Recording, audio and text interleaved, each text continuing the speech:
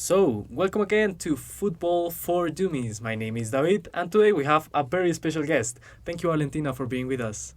Now, thank you, David, for you and for your beautiful audience. It's a pleasure to be here today. It surely will be a great stream today. So, maybe the last days I had been thinking about a lot of things, but one of them maybe is about communities of practice. And as I am a huge football fan, in fact, I have a football T-shirt today. I was thinking about maybe have you ever thought about what is a community of practice? Maybe. Yeah, actually, I'm a little bit familiarized with the term, and also I'm familiarized with football too. So I could say that football could be a really good community of practice for any ages and any skill level. But well, I don't know what else you want to know about this. Oof, maybe I was thinking about. Well, I'm going to tell a little anecdote here. When I was a little kid, I had a lot of time. I spent a lot of time with my old grandfather, and he was a huge Millonarios fan. Millonarios is a club here in Colombia, a football club, and he was very represented with the club. He was a very huge fan of the club, of the colors. Had like these paintings on the wall with the colors of the club, some of the players, the badge, that kind of things. And I got like very enthusiastic about it because he was like my paternal figure at the time. So I was like following his steps, and now I'm a very huge Millonarios fan. So I was thinking about maybe how do we move as a society in according to these kind of representations, because we feel represented, we feel like that identity with the colors of the club, the badge, but those are just images, but they represent a real feeling for us as footballers. Okay, so first, I really love that you shared that part because it's a really good story. It's so beautiful. Thank you. Also, because you're touching an important part of community of practices. That is not maybe people have this belief about a community of practice. It just can be for people that practice football itself, like, but it's not because a community of practice have different ways to be shown. So it's because people share interest in in football in this case. Yeah, It's because we also shared identity. So as your grandfather and you start to feel that identity, that's right. that's a good reason that why the community of practices start to be alive. Okay. And also because it start to shared learning. It could be, of course, a player that is go and learn to other players like, oh, here I can maybe evolve my dribbling skills or my shooting. But it's also because when you go to place and start to talk about football with someone else, you start to grow up in your skills, in your analyzing skills, That's and all of right, these yeah. type of things. So, of course, that football could be a really good community of practice, and someone that is training football for a club or amateur level. But also, it is important to remember that yeah, a community of practice also could work in the way that if you're part of if you're a fan, if you're part of a club, even if you don't play the sport, you are also part of a community of practice of football. That's So, yeah. right. Yeah, I was thinking about maybe another anecdote for my little audience and you. I was thinking about when I was like a child too.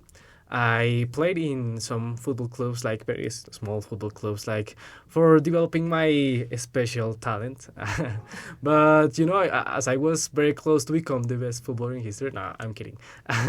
As I was like playing the matches and feeling the pressure of representing an institution, it felt like very different than as a fan, and that's the thing. I think that is one of the things that people tend to argue with the footballers in the institution that they love, because footballers usually don't feel the colors. People say, don't feel like they're representing a great club, a great fan base, because they're representing the people more than institution. They're representing the people that love that institution. So yeah, maybe I think that it is very different when you practice the sport than when you feel it aside. I think it's kind of different, and many people will think, many of you will think that It is different in the case that a footballer feels better the colors, feels better like the passion because he's playing, he's pulling out the strings, doing the Of things on the course. pitch. So first, I just want to know, it was because you broke your knee that you stopped to play. Oh no, no, that is a bad joke. But Yeah, that's a bad point. yeah, I'm sorry. So no, but actually, yeah, you're touching a really important part. That is like the experience of the player itself. Okay, yeah. And well, I experienced that feeling now with football. In this case, I always like at football when I was growing up, but never tried to practice football for different reasons that well could be an entire You will podcast. have a hidden talent there.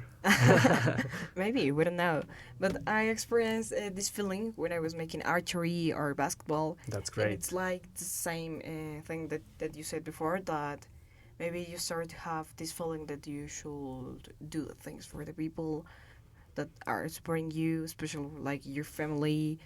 Um, so yeah, it is important to know that we are talking about different perspectives, in that we can't forget about the feelings that the players are experiencing, That's because right. sometimes we tend to believe like maybe because they're popular, Yeah, maybe but because they're just human as yeah, as but at ours. the end, yeah, they're having this pressure and all of these trainings, and yeah, sports are jobs, sports are a real thing. So I think that we're getting close to a point that I truly like to talk about football in this case, that is Okay. education. Oh my Like god. how we get educated with the sports and what we're talking about when we're talking about education and sports and football and what we can do with this information. So I don't know, what are your guesses here, David? Oof, that's one of the points that I wanted to reach to because I had always thought about the importance of not only football but also these sports as a metaphor or a way for transforming the people, transforming our society. I think it is a good way to start like with a sport, and I tend to look back to some of the many important uh, things or programs that I used to see when I was a child, and it was like if the kid plays the football or if the kid practices any sport, he gets away from drugs, he gets away from alcohol. It's a good way for keeping the kids away from many bad things that our society offers in any corner. So Yeah. I think it is a very important way not only seeing it as a sport that it is, but also seeing it as a way for changing our societies, changing our way of living. I think it's a good point. Yeah, I truly believe the same. Also, people don't know about this, but we were talking before about some violence that That's it gets right. throughout football and this That's type right. of stuff.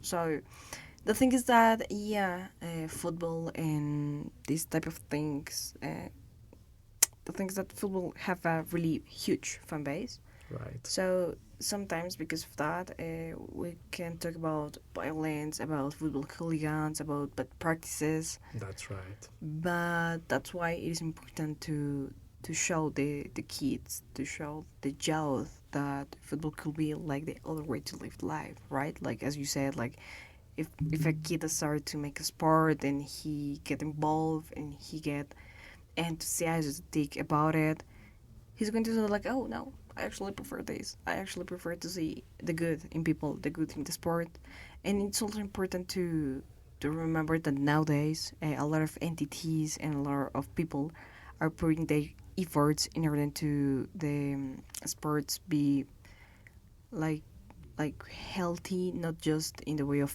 physical thinking, but also in the way that we're talking about the sport. So in the way that we are taking off the bad things. We're moving that part to another place, and Yeah, we're saying like no, we're going to create also a safe space for people. that's right. So actually, that's a really good point. That's really beautiful to see, and that makes that our community of practices are stronger day by day. Yeah, that's right. And that's one of the points that I wanted to reach. Thank you so much for this first part. And well, let's see some part of this chat maybe. So yeah, that's a good point for ending that part. Yeah, well, going back to what we were talking about, maybe I was thinking about yeah, the communities of practice, but what about football, because yeah, it is not only a community of practice, but it also generates like a big investment. In these days, actually, it generates a lot of investment because Yeah. have you seen the World Cup in Qatar? It was like a lot of money invested in these top stadiums, big hotels. They also created like a little island, like totally Yeah, artificial. they It actually was go crazy. yeah, Yeah. they went nuts. But maybe I was thinking about more closer examples that I wanted to highlight. And I was thinking about the World Cup that is going to be hosted in United States in 2026, and how the President Trump has developed like a big development of political things into the World Cup. So, for example, Iran, that is a country located in Asia, that had recently like had some issues with President Trump. They were like banned from World Cup. So Trump was saying that no, I'm not going to let any athlete from Iran enter to United States. So it was like, my God, but it's the World Cup. It's they qualified and they are Yeah. going to be kicked out for political reasons. So it's kind of crazy, I think. Yeah, and it's also really hard to say because we're talking that it's the host is not just United States, it's also Mexico and That's Canada. right. Yeah. And you get like, oh, but he's taking that type of decisions. So yeah, it's all a complicated part. But maybe you can try to explain me a little bit more about this because of course, I'm familiar with the tournament that we're going to have, Yeah. but I wasn't that sure. But that that was happening with Iran. It Yeah, was that like that was like those declarations that Trump has against, for example, against Colombia, against Venezuela, and also against anyone that goes against him. So, yeah, it's that kind of declaration that doesn't have like any sense and doesn't have like any real statement, but he makes them for reaffirming his yeah, until position. this point, I actually believed that that part was a meme. I was like, oh, it's just a meme about Trump. Yeah, no, it was real. It was Oh. real. He said that. I mean, he makes like a lot of interviews and he says a lot of bullshit, but that was one of the things that he said, and it was like, oh my God, how are you going to do that? But not going so. I mean, it is not a new thing because I was watching a documentary from Nazi Germany, and one of the things that maybe was seen was that, for example, the Olympic Games that were hosted in Berlin in 1938, when Hitler was like uprising in Germany, they were like all political things. So you could see like the Nazi symbol anywhere. You could see these affirmations of the pure race, the Arya race in Germany, but in an Olympic game. So it was like, my God, why are you doing that? And it was like Yeah. almost 100 years ago, but it keeps happening, not in that exact cases, but it keeps happening some similar things. Yeah, and this is because a point that I actually like to to touch, and it's because we're talking about a sponsor all of the time. That's right. So because it is a big deal for all of the planet because we're going to be involved, like as human race. We're talking about the sponsor. We're talking about the propaganda that we can have here, like through all of this political thinking and all of these statements that they're going to make. Yeah, It is really hard to say that it's not just the money that is involved, it's also the criteria of the people that is going to be seeing right. this tournament. So it's like, oh my God. this yeah, is and in good, fact, if actually. you watch a football match today, it is a lot of advertisement. It is a lot of different things that they're trying to sell you. For example, I was seeing that Amazon developed like his own way of broadcasting matches, and it was all the advertisement of Amazon instead of the original one. So it was like, oh my God, they are bombarding us with that kind of representations. But, it's the daily bread, I think. Yeah, and it's really hard to see. Actually, we have here reviewing like some of the comments that the people is Yeah. posting right now. All of them are all like, yeah, this is problematic, this is what. But there are also like a lot of comments asking about why football produce a lot of money. So I want to touch that part because the audience is kind of Yeah, they are. is kind of confused Yeah, about that. Like, they want to know. Yeah. What do So- you think about it? The thing is that when we speak about football and the money that is around these beautiful sports, we're not talking just about a sponsor. We're talking about the ticket sale, the broadcasting rights, the merchandising, the player transfers, the infrastructure investments. So we're talking about a lot of different ways to produce money. That's right. So sometimes people forget that part. Sometimes they are like, "Oh yeah, I know that sponsors and tickets," but Yeah. it's going far of that part. So just to be clear, we have different reasons why football is creating a lot of that money. So I want to touch some parts, and I want to know, like, well, if you maybe get involved with this, of course. Yeah, So, let's go about it. okay. So, for example, of course, one of the most ways that football clubs, Yeah. produce money is player transfers. So maybe Yeah. the people is like, and what is that? Well, so clubs can generate revenue through the sale of players to other teams. So Yeah. maybe you have, I don't know, we can think about Messi Yeah. in this case, and maybe you have heard that a lot of people is like, oh, I hope that Messi could get transferred to Barcelona for That's last right. game. Yeah, I hope so. Yeah, actually, me too. But yeah, a lot of people is like saying that part. So we know that right now Barcelona don't have a lot of funds, but they could try to bring Messi Yeah. from Miami.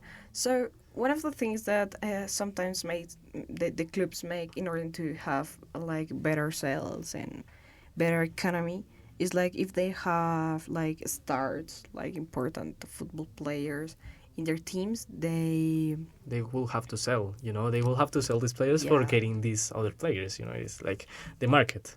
yeah. So actually, the teams creates like their own fate sometimes. Yeah, because- that's right. Yeah. And it generates like a lot of different things. For example, I was thinking about here in South America about the Brazilian league that has a lot of investment on these days. So a lot of players from, for example, from Europe or from many different places that wouldn't be like the original thought that how are you going to play in Brazil? I mean, what does it mean? But they Yeah. have actually a big investment there. In fact, I have a Brazilian team T-shirt. This is Botafogo T-shirt, and yeah, these guys like made a huge investment in players and won the Copa Libertadores on last year. So it's like, yeah, they invest, but they win titles. The revenue gets along. It comes back. But sometimes, for example, in Europe, you don't see that happening. For example, PSG, they tried years and years and years of spending thousands and thousands of billions of dollars on players, and they haven't won anything. I mean, they people wanted to see like PSG winning the Champions League because they invested a lot of money and had the best players in the world, but they could never do it. Until last year. Last year they could do it. But yeah, it is about how the market moves, and also how the representation of the people, the passion of the people, becomes a business for these guys with money. Because you see the guys that have the economical power of changing the club, they change it and they don't give a fuck about the people. They don't give anything about Yeah, the yeah. people or Sometimes the fans. it's hard to see that part because we were saying like these have like the different points of view and the different experiences. But actually, I want to go for a little bit further with what you were saying about Brazilian football. So we can talk about Richard Rios. He was a Yeah, player that here in Colombia, like, started, yeah, to play football because he's a Colombian player. yeah, But then the real big opportunity appears, and he goes and play it in Brazil, and that's the moment. That's the moment when his career started to yeah. He get, started to shine, and he went to the national yeah. team and made a big way to And it Europe. was like, oh, look at him, but he was from as Brazilian, and all the people start to say like he plays like a Brazilian. So Yeah, that's right. That's right. this is when we also speak about tourism. So football can attract tourists to a region, generate revenue for local business because Yeah, now that's people right. is like, oh, I want to go and see the place where he was and he was playing, and I want to get involved because now he's a superstar. Yeah. And it also happened with the with the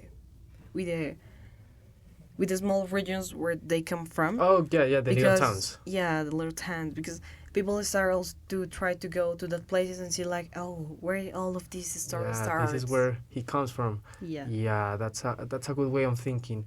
But maybe we can see some comments in the chat. Maybe. I really like that opinion. Okay, thank you so much, Pirate 2008. Okay.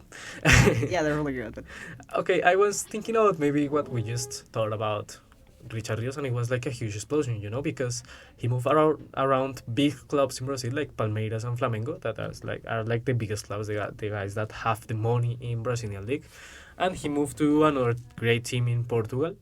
But I was thinking about maybe when in the 80s, like 40 years ago. For example, I was thinking about great players, for example, Maradona.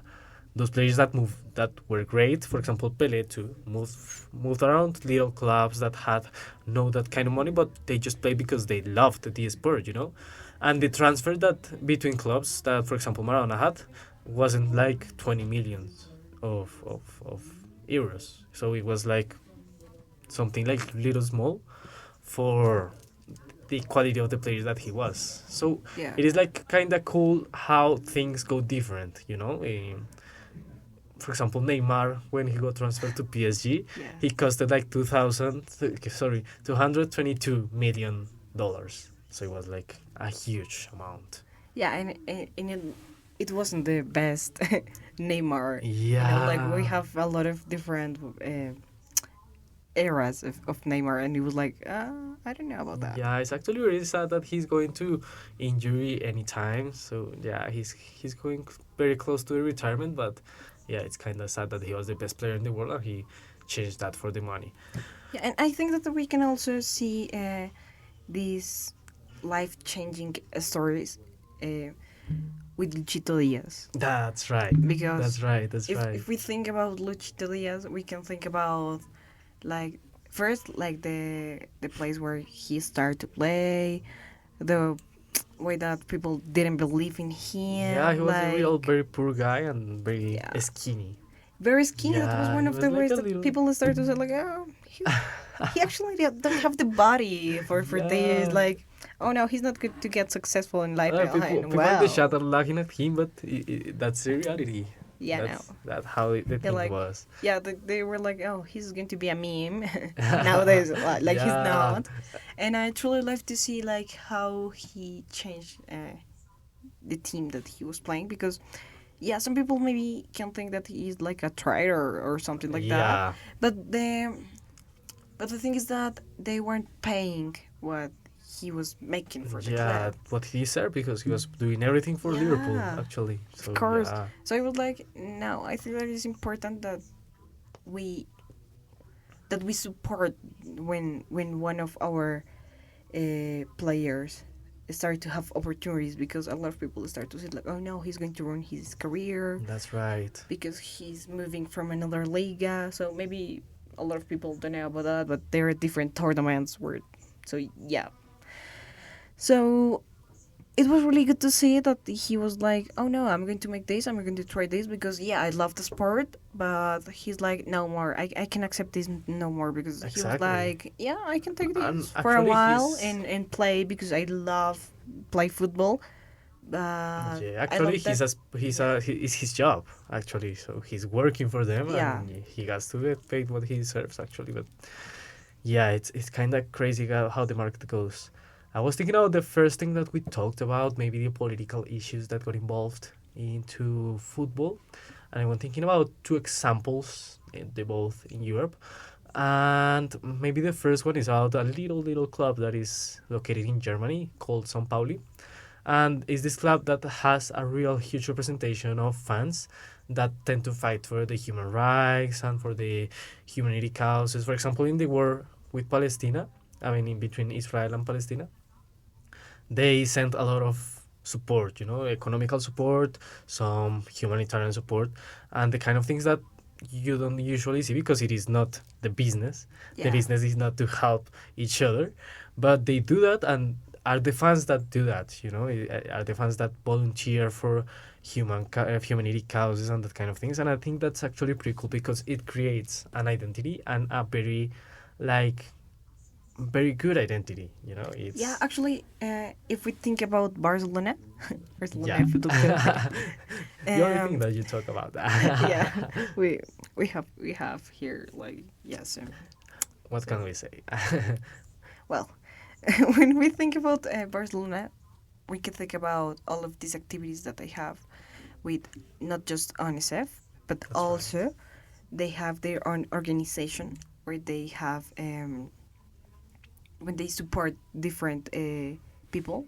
Yeah. Like they have some campaigns to support girls that want to play football because Barcelona Yeah. also have a really good female team, by the way. Yeah. The best team in Europe, I want to say. Yeah, probably it is. Yeah. I'm sure it is. So it's really good to see that they are making that type of thing for people. Like Exactly. they moving from politics, but in the best way possible.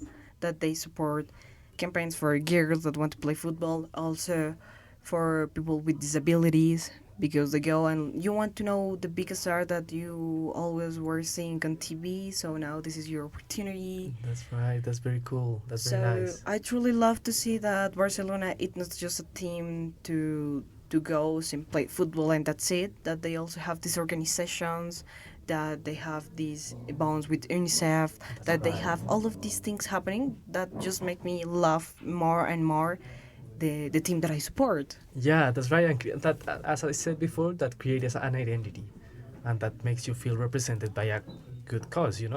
I think that as humans, we tend to feel like more inclined to this kind of politics that are humanity things, the things that get us closer, but not the ones that get us apart. And I think that's a very good point to relate to one thing we said before, that was maybe how we see the sport, how we see the sport as a way for transformation in the society, as a way of changing lives, not only as a sport that creates a revenue or a Yeah. political stage, for example, as Trump in the US, but also by creating these things, these politics that are close to the people. I think we're going to develop a better society. Yeah, actually, hope. live the same. Yeah, I hope the same. Yeah, you have the right words. Because I love to see that this is happening. Yeah, I love to see that Barcelona have this type of things, that other teams, of course, are Yeah. moving in the same way. But it is truly good to see that, yeah, that's happening and that it's continue. Yeah, it keeps happening to Yeah. these days. Yeah. So it's really good to see. It's really good to know that we have a future, like, That's right. and that we can aspire to go better and better. So this is also an invitation to people to go and see the best part of football. Of course, that is important to have a criteria. Yeah. So it is important that we know what the things that is happening. For example, as David said, with Trump, with Iran, with this type of situations, it's also important to know, like, if I'm going to support a team, they're making something for society. They having organizations. They having these. They like to be involved with these type of things, because yeah, you can love a team for the reason that you love a team. Yeah. But it is important to go and educate yourself about the team that you're supporting, about the people that you are Exactly, being Um, conscious about yeah, what you're really supporting, what is behind what you are seeing on your TV or what you're seeing on the stadium, because there of course. are a lot of things behind it. Yeah, so this is an invitation to people to go and see like, oh, maybe I wanted to be some type of fan for this team, but I never will talk about that part. So now I'm going to go and see. It is a really good way to get closer to sports. Seeing like if you like humanities, science, if you like all of this process, you can go and check the different situations that are happening right now with Yeah, football that's right. teams. That's right. It's a really good way to see it. Yeah. Yeah, I really like how you see the things, because it makes a good way of seeing like globally. We just saw what the bad things are, maybe the good things, but I fit to that invitation that you make to our audience, and is to look after what you are really supporting and move on to a good causes, because I think one way to see it is about hope. I think one important word here is hope, watching the things and watching the future with hope, with carrying the things, because all of us have like a difficult life, but if we all make our best, not only in the sport but in our lives, I think we can make the difference. Of course. So Valentina, thank you so much for being with us today. Thank you for so much for the chat. It was amazing, and thank you guys so much for being with us today. I Yeah, hope actually, you enjoyed. it was really fun. Yeah, Thank you so I had a much. really good time. I hope you come here and visit us someday again. Of course, I need to come back. Thanks so much.